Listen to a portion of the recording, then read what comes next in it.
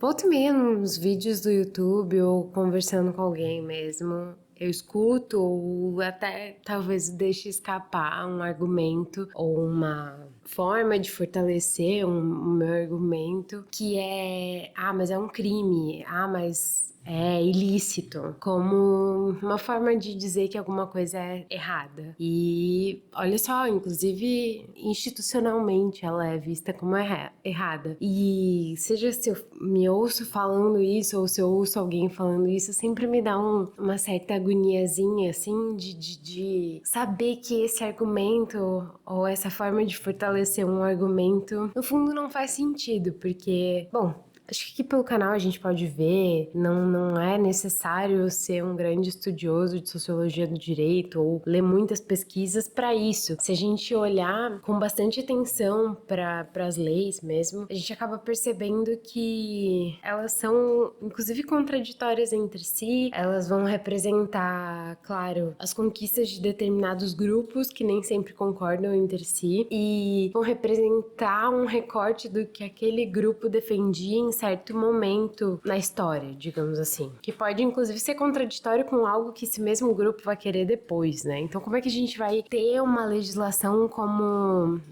é certo porque tá na lei, ou é errado porque a lei proíbe, sendo que aquilo pode mudar da noite pro dia. E aí, vai deixar de ser errado? Vai deixar de ser certo? Mas isso me fez pensar na lei de terras. E por mais que pareça algo desconectado desse assunto, eu acho que não é. E aí, por que eu tô trazendo aqui a lei de terras? Eu vou contextualizar. Eu já vou explicar o porquê, mas essa foi uma das legislações mais importantes do nosso país. Não porque ela tenha feito algo tão diferente do que outras leis fazem, mas porque ela fez tudo o que fez e gerou consequências terríveis de uma forma descarada e que contrastou com outras políticas que estavam sendo implementadas no mesmo período e ficou feio, ficou muito feio, porque ficou escancarado quanto a gente só privilegiou poucos em detrimento de muitos.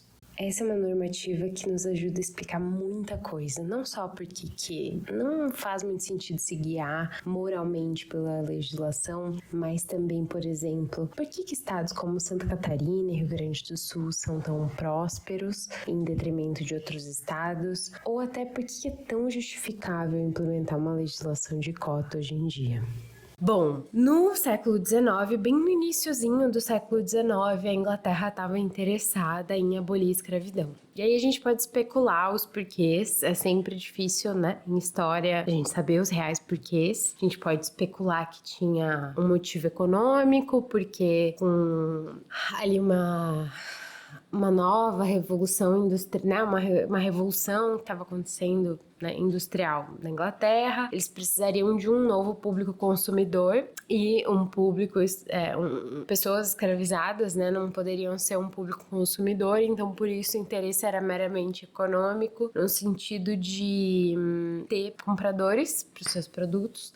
A gente pode especular que esse motivo era de fato humanitário também, pode, pensar que eles perceberam o quão desumano era, né, escravizar outras pessoas e que isso não fazia sentido. Mas enfim, o fato é que, se eu não me engano, na própria Inglaterra, em 1807, foi proibido a escravidão. E, sendo a Inglaterra uma potência na época, a ideia era de pressionar os outros países para que eles também se tornassem livres da escravidão, né? Proibissem a escravidão e tudo mais. Eis que, em 1810, se faz um acordo com Dom João, na época o Brasil ainda não era independente, que prometeu à Inglaterra que sim, né, pelo bem das suas relações internacionais ali, que sim, que o Brasil se tornaria livre da escravidão, ou sei lá o que ele prometeu, algo no sentido de fazer algum movimento para terminar com a escravidão. Não sei se proibiu o tráfico,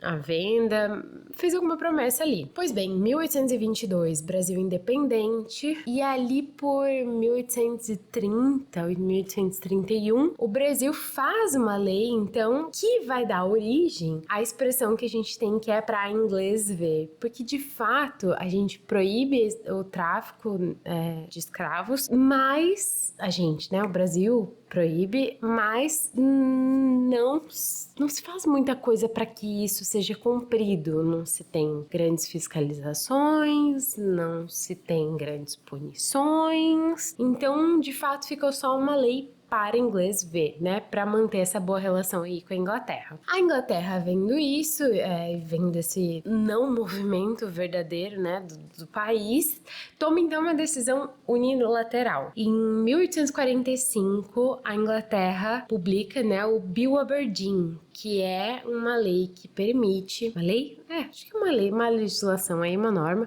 que permite que navios suspeitos de tráfico negreiro sejam abatidos, capturados, algo nesse sentido. Então, e de fato age sobre isso. Então, vários navios que eram suspeitos de tráfico escravo, inclusive vindo para o Brasil, em pouco tempo, cerca de 90 navios de 30 a 31, assim, em pouco tempo, 1 ano, 2 anos, foram capturados, abatidos e tal. Então, diante dessa pressão externa real, né, de gerar prejuízo real ali para a elite brasileira, que estava ganhando dinheiro com o tráfico de escravos, e diante também, convenhamos, do crescimento aqui também dentro do Brasil, de um certo grupo que estava pendendo a ideias abolicionistas, porque de fato elas corriam mundo afora, né, e foi ganhando mais e mais adesão. Então, percebendo esse movimento,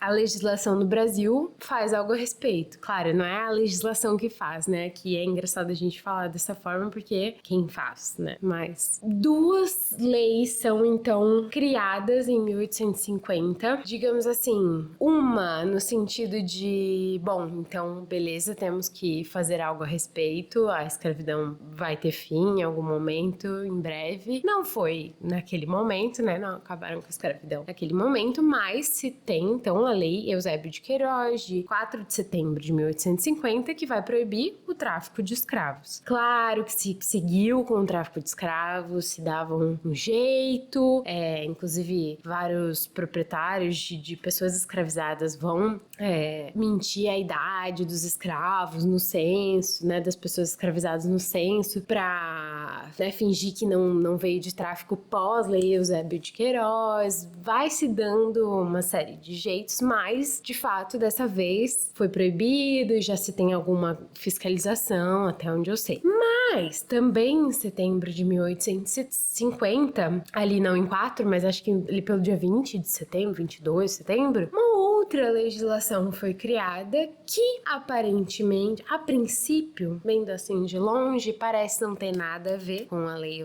Eusébio de Queiroz, mas que, na verdade, tem tudo a ver com a Lei Eusébio de Queiroz, que é a Lei de Terras. Tá, e o que a lei, que tem a ver uma coisa com a outra, né? A Lei de Terras, ela vai determinar que toda terra sem uso passa a ser do Estado. Então, quando a gente vê na legislação que meu computador queria repousar, mas agora não.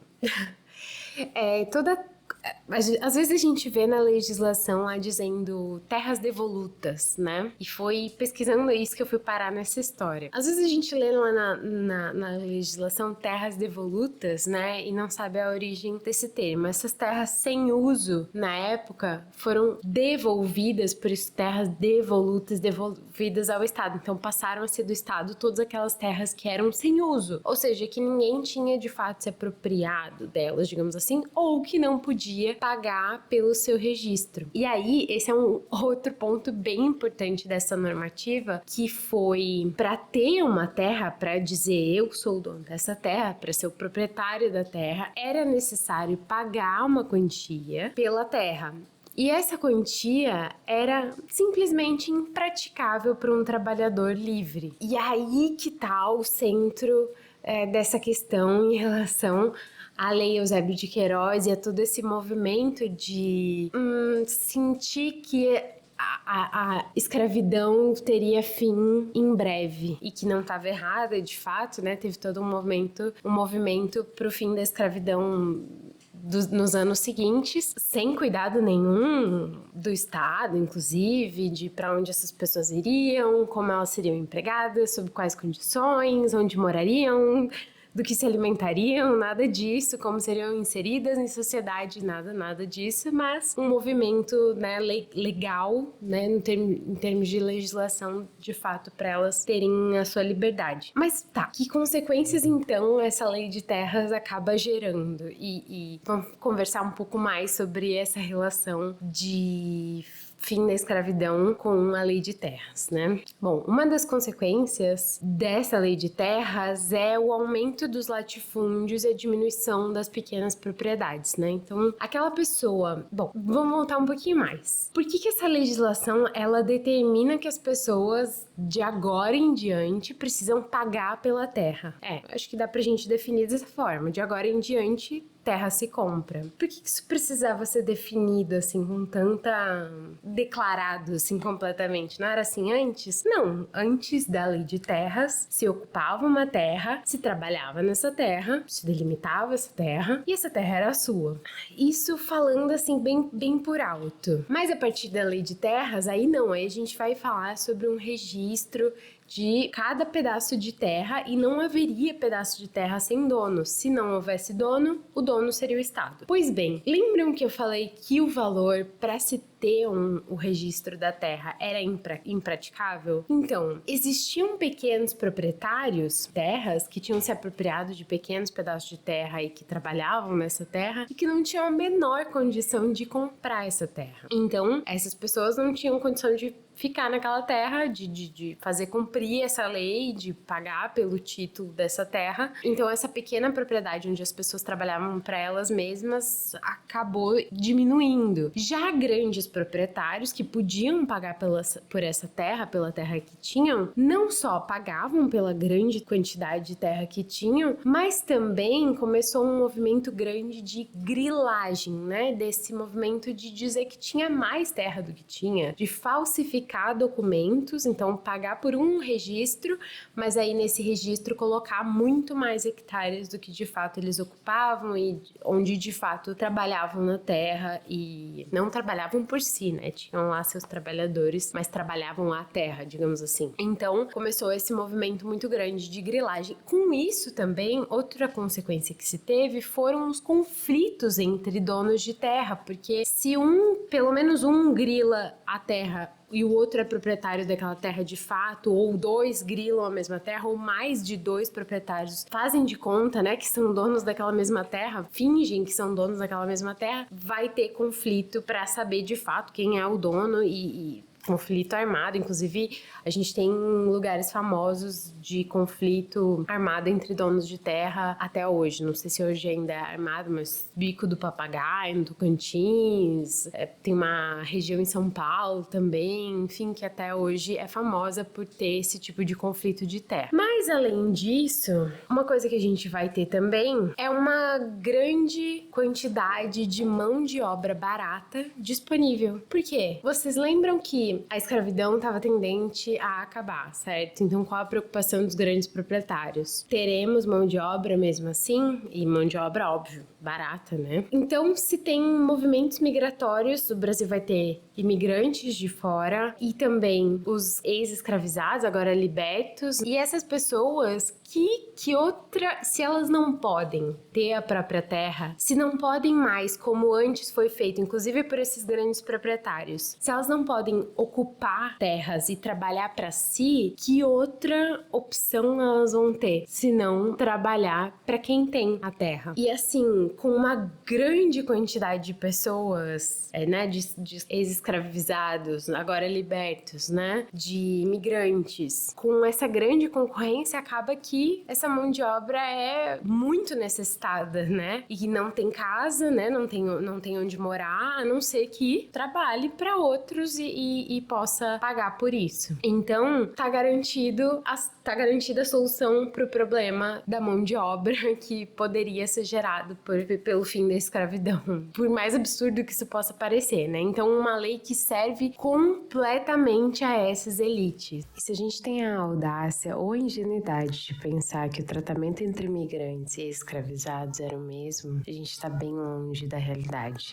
Enquanto essa população de escravizados era praticamente proibida de comprar terras e estava à sua própria sorte, a população de imigrantes fez parte de uma política de embranquecimento do país. Isso aí, os governantes achavam que trazer pessoas brancas embranqueceria a população. Estava longe de ser verdade, mas naquela época, exatamente entre o século XIX e o século XX, foi a grande solução que eles tiveram para embranquecer o Brasil. E para trazer essas populações para cá, de italianos, alemães, japoneses, a ideia era oferecer melhores condições. Por isso, enquanto os escravizados estavam à sua própria sorte, os imigrantes ganharam terra. Isso mesmo. Eles ganharam ali um pedacinho de terra. Nada muito luxuoso, mas, gente, com terra era possível para os imigrantes trabalharem e terem moradia ao mesmo tempo. Isso já é um luxo que hoje em dia a gente não tem. Então, imaginem, mesmo que eles precisassem vender parte do seu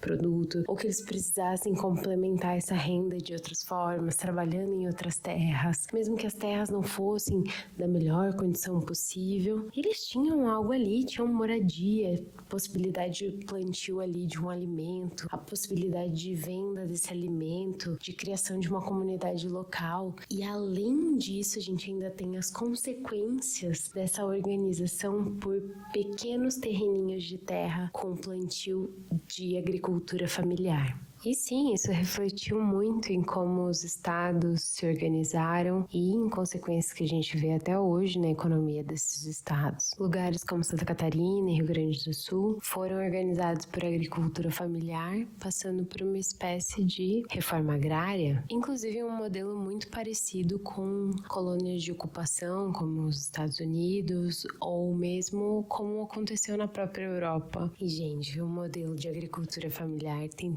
tanta vantagem em relação à monocultura. A gente poderia ficar falando sobre isso por horas e horas e horas. É algo completamente diferente em relação à diversidade de produtos, à autossuficiência. Essa diversidade de produtos vai tornar uma agricultura familiar menos vulnerável ao mercado externo, menos vulnerável a uma série de questões, menos dependente de químicos, vai se voltar mais para alimentação, né, a autossuficiência alimentar da população ali daquela região e não tanto para commodities, né, por exemplo, plantação de soja para alimentar gado, para vender para o exterior. É algo muito mais voltado para um bem-estar da comunidade do que, de fato, algo visando uma macroeconomia de números ilusórios. Com ela se gera muito mais empregos, o impacto ambiental é muito menor, etc, etc. E a consequência dessa legislação, da lei de terras, ela se estende até hoje, né? É inevitável pensar que se teve a chance naquele momento de ter uma legislação ou enfim, conduzir essas pessoas que então passariam a ser libertas a locais, né, com moradia, ou uma terra onde pudessem trabalhar para si, a gente poderia ter um país melhor, né, que se autossustentasse antes, né, há muito tempo já, em termos de alimentares, que não fosse voltado para commodities como é até hoje, né, com grandes latifúndios voltados para poucas commodities e um país de grande desigualdade. Talvez isso pudesse ser mitigado naquele momento, né, mas pelo contrário, ao invés de mitigar essa questão e aproveitar para distribuir melhor a terra, o espaço e focar em pequenos latifúndios, essa lei consolidou basicamente e aprofundou absurdamente a desigualdade, né? A gente vai ter uma legitimação completa de um país de latifúndios com uma concentração enorme de capital em geral na mão de poucos e uma grande quantidade de pessoas à mercê da miséria, sem teto, sem terra, sem qualquer respaldo e à mercê desses outros poucos, né? Então, eu acho muito interessante e obviamente triste, enfim, mas muito interessante a gente pensar que uma legislação de 200 anos atrás gera consequências tão profundas até hoje e ela refletiu tão claramente, assim, os interesses de um grupo determinado, né, em certo recorte de tempo. Eu acho que é um bom exemplo que a gente tem disso, assim, de quanto a legislação ela é o reflexo, de fato, de interesse de certo grupo em certo recorte de tempo e que ela é muito mais complexa do que certo, errado, né? Pra gente usar num argumento tipo, olha, tá certo, tanto que a lei diz que tá certo, ou tá errado, tanto que a lei diz que tá errado. Eu entendo também que esse assunto é bem mais profundo que isso e talvez seja legal a gente questionar, né? Mas o que torna uma coisa certa? O que torna uma coisa um crime, né? Porque esse argumento, às vezes, ele vem assim, mas é crime, né? E o que torna um crime? Enfim, vários questionamentos que a gente pode fazer a partir disso. Eu entendo que esse assunto não se encerra aqui, mas é por isso que ele é tão interessante. Eu espero que vocês tenham achado interessante também. Se vocês gostaram, deem um like aqui embaixo, por favor, para eu saber. Se inscrevam no canal para mais vídeos como esse. A gente se vê no próximo vídeo. Um beijo. Tchau, tchau.